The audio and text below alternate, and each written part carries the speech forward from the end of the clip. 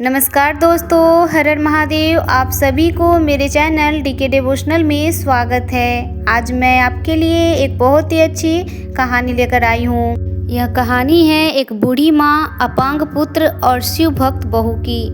अगर आपको यह कहानी पसंद आए तो कमेंट बॉक्स में हर हर महादेव जरूर लिखिएगा। साथ ही अगर आपने मेरे चैनल को अभी तक सब्सक्राइब नहीं किया है तो चैनल को सब्सक्राइब जरूर कर लीजिएगा और बेल आइकन को ज़रूर दबाइएगा ताकि जो भी मैं अगला वीडियो डालूँ उसका नोटिफिकेशन आपके पास जल्द से जल्द पहुंच सके। तो दोस्तों चलिए बिना देर किए इस कहानी को शुरू करते हैं। कहानी को अंत तक जरूर सुनिएगा। बहुत समय पहले की बात है। गंगा के तट के समीप एक छोटे से गांव में एक वृद्धा रहती थी। सब उसे स्नेहपूर्वक बूढ़ी माँ कहा करते थे। यद्यपि उसकी देह ढल चुकी थी, नेत्र धुंधले पड़ गए थे और चेहरे पर झुर्रियां उतर आई थी, किंतु हृदय अभी भी करुणा और वात्सल्य से भरा था। बूढ़ी माँ के 2 पुत्र थे। बड़ा पुत्र रघुनाथ स्वस्थ सबल, खेती किसानी में दक्ष किंतु स्वभाव से कुछ कठोर और आत्मकेंद्रित था। छोटा पुत्र था हरिनाथ, जन्म से ही अपंग, उसके पैर में बल नहीं था, अतः लाठी के सहारे ही थोड़ा बहुत चलता था। बूढ़ी माँ को उस पर विशेष ममता थी। वह सदा कहा करती, मेरा यह पुत्र भगवान का दिया हुआ अनमोल रत्न है, एक दिन अवश्य इसका जीवन सुधरेगा। धीरे धीरे समय बीतता गया। एक दिन समय आने पर बूढ़ी माँ ने छोटे पुत्र का विवाह कर दिया। लोगों को आश्चर्य हुआ कि कौन कन्या अपना जीवन एक अपंग युवक को समर्पित करेगी, किंतु भाग्यवश एक अत्यंत धर्मनिष्ठ और सरल हृदय वाली कन्या मिली। उसका नाम था गौरी। गौरी भगवान शिव की अनन्य भक्त थी।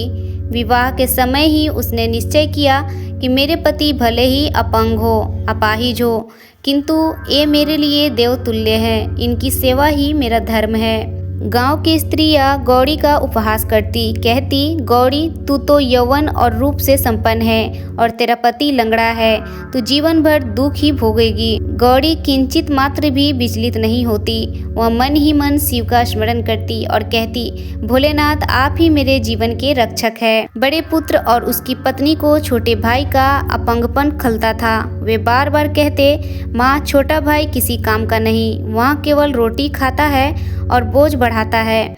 बूढ़ी माँ उनकी बात सुनकर अश्रुपूरित हो जाती, उनके आंखों में आंसू आ जाते, किंतु गौरी दिन रात पति की सेवा में संलग्न रहती। प्रात उठकर उसे स्नान कराती, भोजन बनाकर खिलाती, खेत तक सहारा देकर ले जाती। फुर्सत मिलते ही वह शिवालय जाकर आरती करती और प्रार्थना करती, हे महादेव मेरे पति को सम्मान दीजिए। लोग इन्हें बोझ कहते हैं, किंतु आपके वरदान से इन्हें भी जीवन में सुख प्राप्त होगा। एक दिन बड़ी बहू ने सबके सामने कठोर शब्द कहे, माँ अब छोटे बेटे और गौरी पर व्यय करना व्यर्थ है। वह न कार्य करता है न घर का सहारा है, हम पर ही सारा बोझ है। गौरी मौन रही। उसने कोई प्रतिवाद नहीं किया, केवल अंतर्यामी शिव का स्मरण किया। बूढ़ी माँ का हृदय टूट गया, पर वे कुछ ना कह सकी। कुछ वर्षों बाद गांव में भयंकर अकाल पड़ा। वर्षा नहीं हुई, खेत सूख गए, अन्न का संकट गहराने लगा। बड़ा पुत्र क्रोधित होकर बोला, माँ छोटे भाई और उसकी स्त्री केवल खाने वाले हैं, हमें इन्हें अलग करना ही पड़ेगा। बूढ़ी माँ ने रोते रोते कहा, बेटा भाई भाई में बंटवारा कैसा, रक्त का रिश्ता तोड़ना उचित नहीं। किंतु बड़े पुत्र की जिद के आगे वे विवश हो गई। छोटे पुत्र और उसकी पत्नी को घर से अलग कर दिया गया। हरिनाथ और गौरी गांव के किनारे एक जर्जर झोपड़ी में रहने लगे। भोजन का साधन न था। गौरी प्रतिदिन शिव का स्मरण करती, कहती, हे भोलेनाथ चाहे हम भूखे रहे पर हमारी आस्था न टूटे, आप ही हमारे जीवन के रक्षक है। वह जंगल से लकड़ियां बटोरती और बेचने का प्रयत्न करती, किंतु लोग कहते, अपंग पति और असहाय स्त्री, इनसे क्या होगा। फिर भी गौरी हार न मानी। प्रतिदिन शिवालय जाकर आरती करती और विश्वास रखती कि एक दिन अवश्य कृपा बरसेगी, हमारा भी सुख के दिन आएंगे। एक रात्रि भगवान शिव और माता पार्वती साधु साध्वी का रूप धरकर उनकी झोपड़ी में आए। बोले, बेटी हम पथिक हैं और भूखे हैं, क्या हमें कुछ अन्न मिलेगा। गौरी के पास केवल मुट्ठी भर चावल शेष थे। उसने तत्काल उन्हें पकाकर भिक्षु को परोस दिए और स्वयं भूखी रह गई। साधु ने प्रसन्न होकर कहा, बेटी तूने अपना सर्वस्व दे दिया, मांग तुझे क्या चाहिए। गौरी ने हाथ जोड़कर कहा, मुझे धन रूप वैभव कुछ नहीं चाहिए, केवल मेरे पति को सम्मान और चलने की शक्ति प्रदान कर दीजिए। साधु ने आशीर्वाद दिया, तेरी भक्ति से प्रसन्न होकर हम वर देते हैं, तेरा पति अब स्वस्थ होगा और वह जल्द ही चलने लगेगा। सुबह होते ही हरिनाथ ने अनुभव किया कि उसके पैरों में शक्ति आ गई है। वह बिना लाठी के चलने लगा। बूढ़ी माँ यह देखकर फूट फूट कर रो पड़ी। उन्होंने शिव का स्मरण करते हुए कहा, हे भोलेनाथ, आप अति दयालु हैं, आपने मेरे पुत्र को पुनः जीवन दे दिया। अब हरिनाथ ने परिश्रम आरंभ किया। वह खेतों में दिन रात श्रम करने लगा। शीघ्र ही उसकी मेहनत से फसल लहलहाने लगी।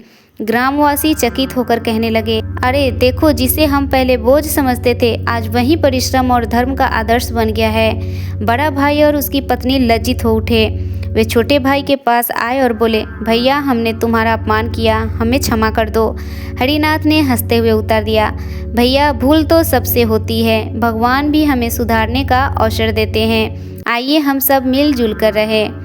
अब परिवार पुनः एक हो गया। घर में सौहार्द और शांति छा गई। बूढ़ी माँ के मुख पर संतोष की झलक थी। वो प्राय कहा करती कि भगवान की भक्ति और निस्वार्थ सेवा सबसे बड़ा धन है, उसी से चमत्कार घटित होते हैं। गौरी प्रतिदिन शिवलिंग पर बेलपत्र अर्पित कर आभार व्यक्त करती, हे भोलेनाथ, आपने हमारी आस्था की रक्षा की, हमारी लाज रखी। हमें यही वरदान दीजिए कि हम सदैव आपके चरणों में दृढ़ रहे और आपकी सेवा करते रहे।